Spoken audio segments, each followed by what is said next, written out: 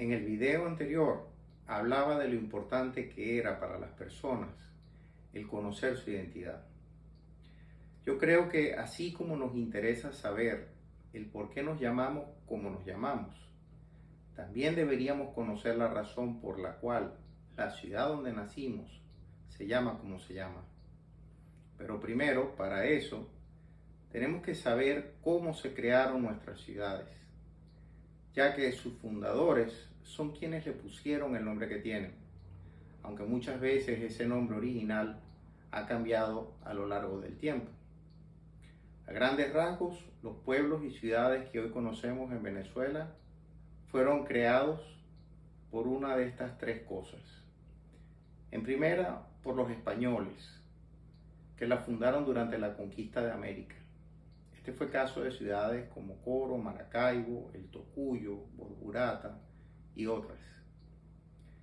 Un segundo caso lo tenemos cuando un grupo de personas comenzaron a construir refugios o viviendas en un lugar por una razón de conveniencia, tal como por ejemplo la cercanía a un lugar de trabajo o por estar ubicado en una zona de mucho tránsito y por lo tanto propicia para la venta de artículos a los viajeros.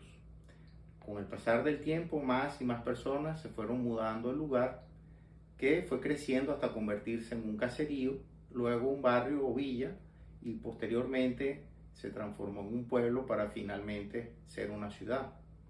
Ejemplo de estos son las ciudades de Tocuyito y Bejuma. El gobierno, cuando funda una ciudad por una necesidad social o por una razón económica, es la tercera causa de cómo se forma una ciudad. Por ejemplo, el gobierno quiere desarrollar un área con vistas a la producción o explotación de un recurso natural. Este fue el caso de lo que ocurrió, por ejemplo, con Ciudad Guayana. Esta sería la tercera manera en la que se han creado ciudades en nuestro país. Obviamente, el caso más común, especialmente cuando hablamos de ciudades grandes, es que fueron fundadas por los españoles. Ahora, ¿cómo nombraban los españoles a las ciudades que fundaban? Bueno, los conquistadores tenían ciertas directrices sobre cómo debían proceder para fundar una ciudad. Por ejemplo, debían escoger sitios que permitieran el control de los territorios conquistados y además un sólido posicionamiento militar en la zona. También el lugar debía ser propicio para albergar colonos, con cercanía a una fuente confiable y suficiente de agua y pastos en sus alrededores para el cultivo y para el ganado. Otra cosa es que la geografía debía permitir una fácil defensa, porque eran frecuentemente atacados por indios o por piratas. También deberían tener un fácil acceso a la logística de las tropas que traían suministros. En fin, una vez escogido el sitio, le asignaban un nombre y un patrono, como era la costumbre de aquella época.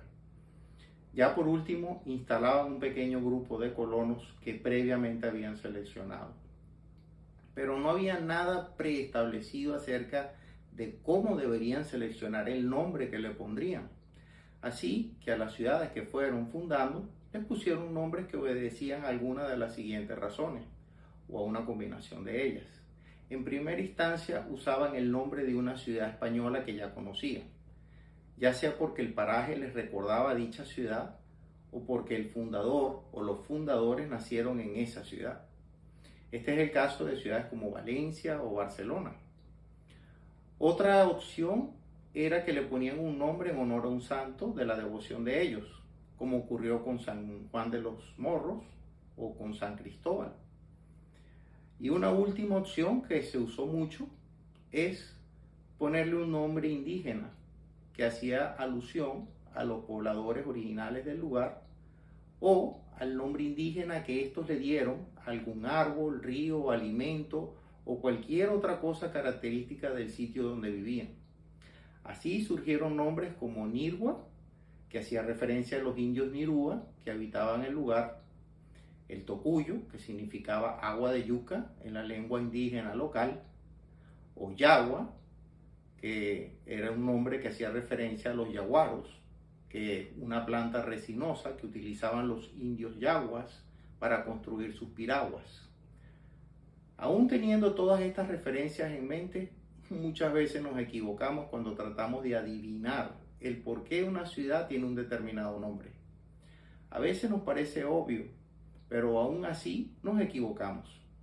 Un buen ejemplo de esto sería el nombre de la ciudad de Valencia, pero esto es algo de lo que hablaré en mi próximo video.